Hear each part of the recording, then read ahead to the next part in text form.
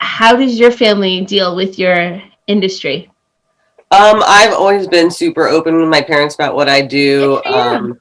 They are happy for me. They are happy I'm doing.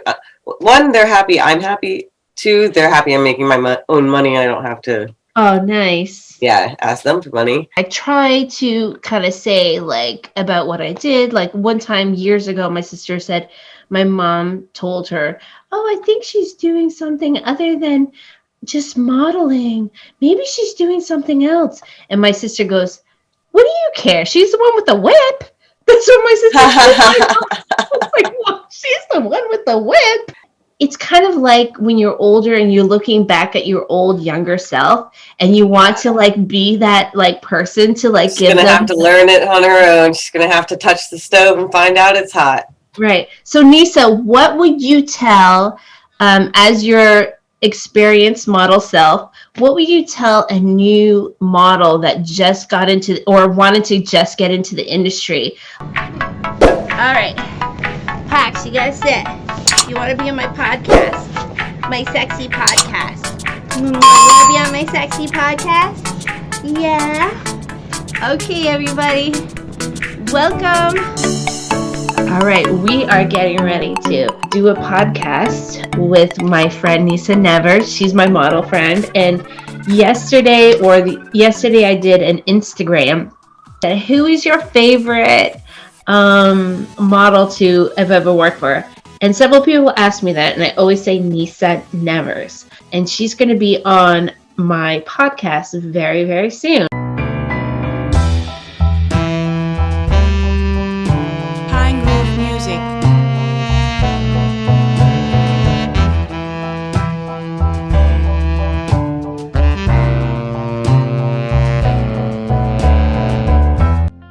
This episode has been brought to you by Sliquid Lube, natural intimate products from sliquid.com. Check them out on YouTube at Sliquid Intimate for 6 tips on better oral and all about their flavored lube. Follow Sliquid on Twitter at Sliquid. A big shout out to CEO Dean Elliott on Twitter at Sliquid CEO for giving me 2 different packages of his amazing Sliquid lube. I also love the Sliquid t-shirts and the fun Sliquid stickers. Thanks from everyone at Maxine X Productions. Just a quick glimpse. I'm already in the when I was already in the MILF stage. I started working for Reality Kings, and I was sitting in the lobby, the waiting room, and I heard this woman. She was like either a manager or some model. I don't know what she was doing. She was an older woman, like about 10 years older than me.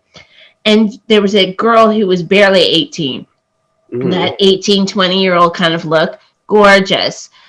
She could be a runway model. She was gorgeous. And this woman was not attractive. And she was going, "Be glad for the shoot that you have right now, because this could be your only shoot." And I heard this whole conversation she was telling her. You know, you're young. This girl was beautiful, okay? And this woman was not attractive. So to me, it seemed like jealousy. That's her like pimp or something. This older lady. Manager, I'm not sure. Maybe she ran a model house. I'm not exactly sure. This girl was gorgeous, but she didn't know because when you're that young, you don't have the kind of confidence that you have when you get older. Mm-hmm. And I was listening to this whole conversation. The woman, she kept kind of eyeing me to see, and I kept eyeing to see that I was following the conversation, because I really wanted to say something to this young girl. So right. But I had bit my tongue because I was like, not wasn't your thing. Yeah, it's not my business. But I really wanted to say something to this young girl because I like being that kind of role model to younger people. So anyway, she was saying all these things. Oh, they may just use you for this one shoot. You could be really famous for like a month or like a year, and then they'll never use you again, and that will be it, and you'll have to do something else for a job or something. Wow. Yeah, I'm not kidding. That does not sound very attractive and fun. I know, right? Like, what am I doing here?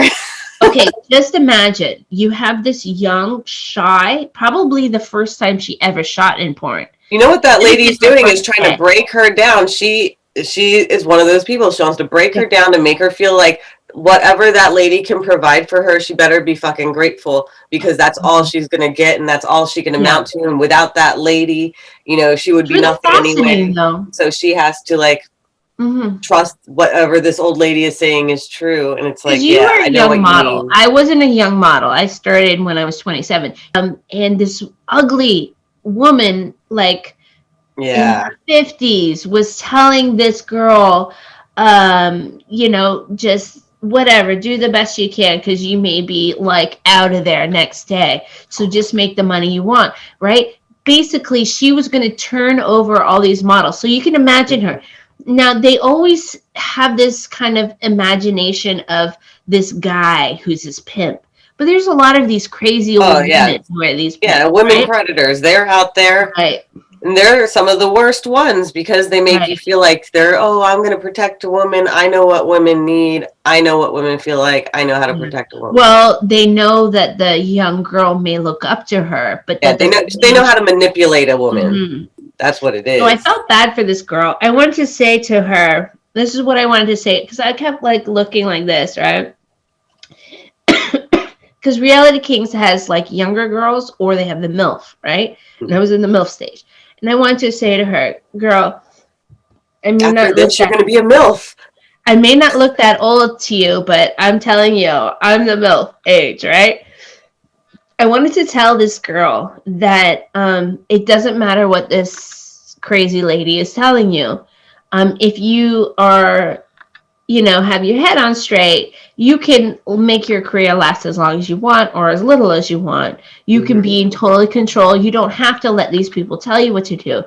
But it's kind of like when you're older and you're looking back at your old younger self and you want to like be that like person to like She's going to have to learn it on her own. She's going to have to touch the stove and find out it's hot. Right. So Nyssa, what would you tell as your experienced model self, what would you tell a new model that just got into or wanted to just get into the industry? Like not just this or that, but what you do specifically. What would you tell them as advice? I have given advice to many new models, in fact, and I always tell them the same thing.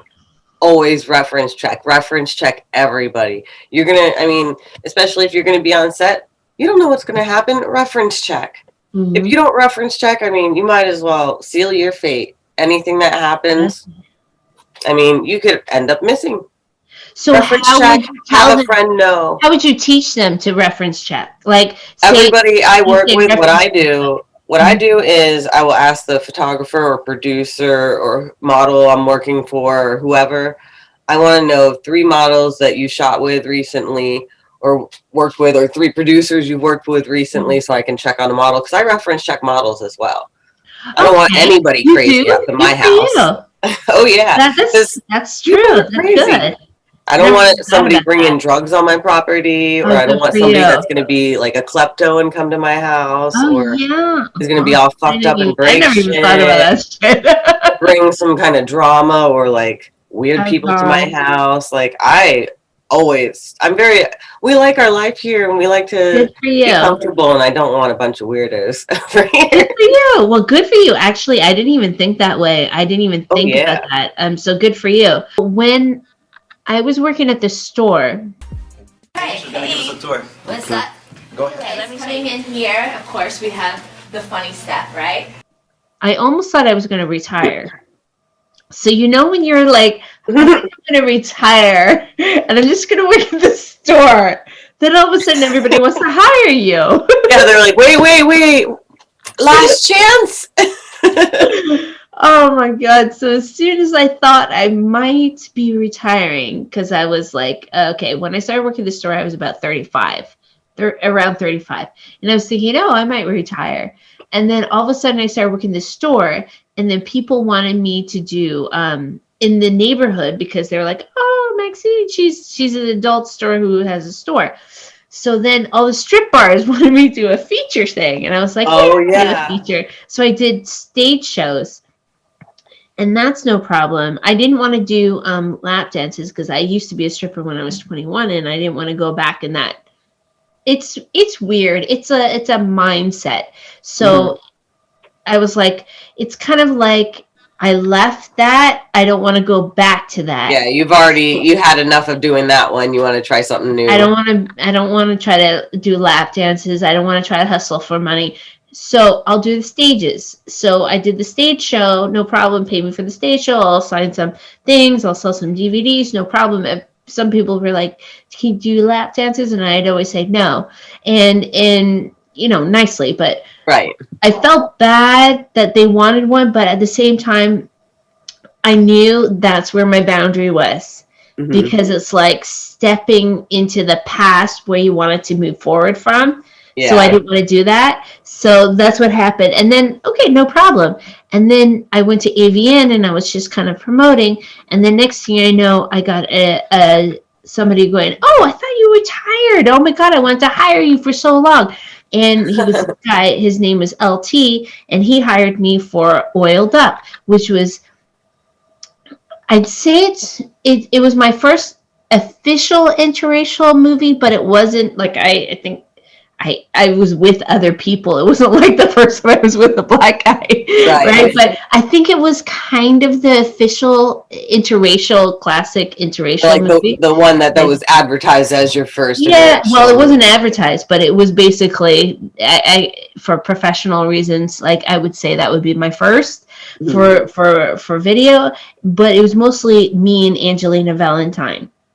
And the funny thing is when I went there, I went there because I just came on the plane. I had a baseball hat. You know, when you're in jogging pants, I know you too, because when you're in jogging pants and you're just casual, you're not the same, right? You're not the same. Like, and I wasn't the same. So the girl was like, okay, she was getting her makeup done. She was all glammed up, and she was like, "How old are you?" So she literally thought I was too young to be there. I'm probably older than her, right? But I'm 5'1". And then as soon as I got my hair extensions in, my makeup on, my heels on, my was right. Like, "Oh, okay, you belong here." She was right in there, and we got along so well, and that to the point where she did an interview and totally spoke highly of me. So awesome. That was awesome. And then after that, I started working for Brazzers 3 times, Elegant Angel, Evil Angel, Jules Jordan, Reality Kings. You've worked for everybody. Well, like all the big names. Those were the main ones. There was one that I really wanted to work for. It was Bang Brothers, but in Florida. But they needed 2 U.S. state ID. I got my Canadian passport, and I got my mom lived in Florida, and she had a condo. So I was like, "Mom, can I use your address? I'm going to get a Florida state ID." Hey, I could have voted, right? I'm just kidding. I wouldn't do that. Anyways, so I went and I got a Florida state ID, and I was like, "Mom, like, I can use your address. I get a Florida state ID. I get more work." She's like, "Yay! How much money?" Yeah, she can see you more. Yep. So that's a question. How does your family deal with your industry? I've always been super open with my parents about what I do. They are happy for me. They are happy I'm doing. 1, they're happy I'm happy. 2, they're happy I'm making my own money and I don't have to. Oh, nice. Yeah, ask them for money. And I think how do they understand it though? Like, because my mom, like, I don't give her details. But I don't give them details or anything. Yeah. But we've talked about my job many times, and like I'll vent to my mom about like, "Oh, this kind of stuff, that kind of stuff," but not go into any like gory details of the shoots or anything. Details, but you know, every industry has their like little things that you talk to your mom about. It's like my mom would be like, okay, I tried to explain it to my mom and my stepdad when we were in Florida, and we were at their condo, and I was like, I do like. Have you ever heard of Betty Page? Or like, I was trying to like get like back in the day, right? I was like, fetish model. And I showed like a picture of like some like classic some classic fetish model. And that's what I do. I didn't want to show like rope or anything, right? Right. So they're like, huh. And then, so the funny thing is whenever I was with Scott, and we were in Florida, close to my mom's place at Pembroke, kind of that Fort Lauderdale area. There was this mall, and he always got me these wicked heels, and we went to what was it?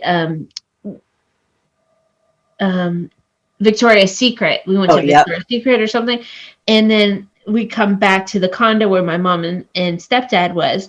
And I'm like, look what Scott got me. And like all this cute lingerie. And my mom would be like, ooh, would you like to see me in this? To my stepdad. He's like 91.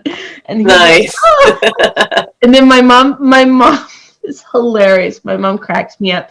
So she went into her bedroom and she took these big underwear, like granny underwear. She goes, how about these, Scott? I was like traumatized. She was like this. That's funny. Yeah, he's like this. He's like, now I know what she's wearing, and now I have to picture it. Fuck! Yeah. I'm picturing your mom in her underwear. I'm used to my mom, right? But my mom, like, I felt like she was totally traumatizing my husband. Oh, yeah. He was like this. She should have, like, slingshotted at him. Granny underwear. And meanwhile, we got this other stuff. So anyways, the point is that okay, I try to kind of say like about what I did. Like one time years ago, my sister said my mom told her, oh, I think she's doing something other than just modeling. Maybe she's doing something else. And my sister goes, what do you care? She's the one with the whip. That's what my sister said. I was like, well, she's the one with the whip. She's doing something with that whip. Are you kidding me? You said that? It was so crazy. And so every once in a while, I'd be like, Mom, if I stay at your Florida your Florida condo, I can work and I can make some extra money for modeling. She's like, cool. And then she's like, how much money did you make this time? And I'm like, Mom, I made $1,300. I didn't tell her for what. Yeah. You'll never guess what I did on your bed.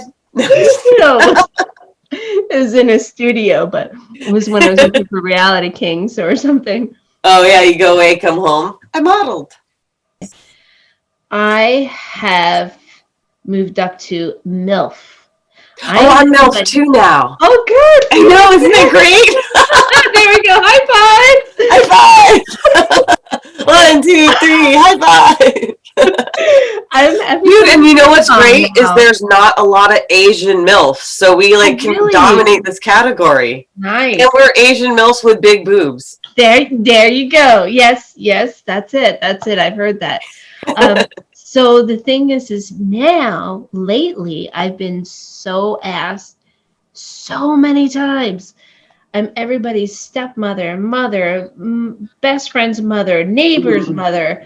I'm all happening that. more often for me too now. I actually made 2 videos. There's going all the way with your mom, or no, going all the way with your MILF next door. That was the name of it. I got the MILF next door. Yeah.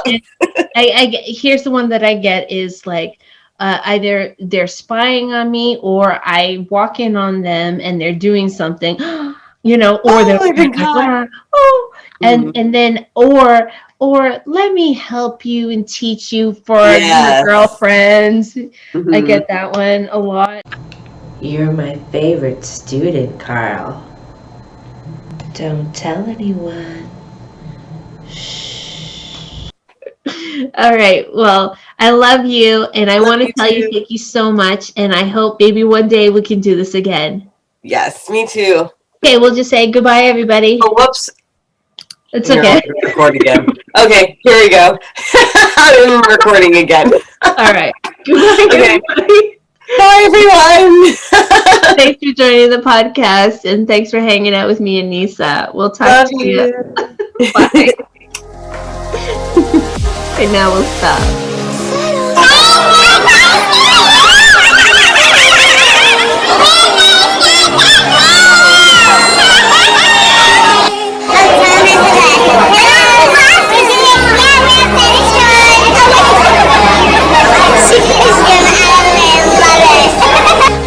Through the heartache, I would stargaze, no invasion today.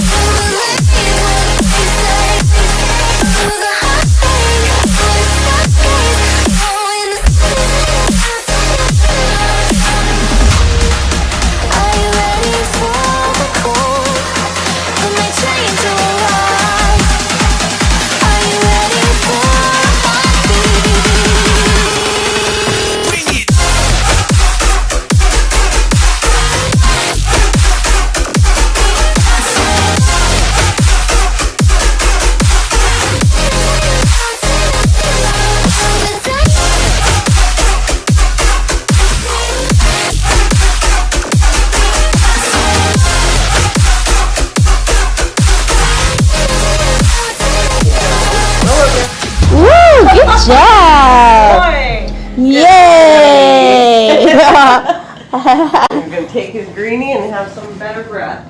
Oh yeah, that's cute. He's a beautiful dog.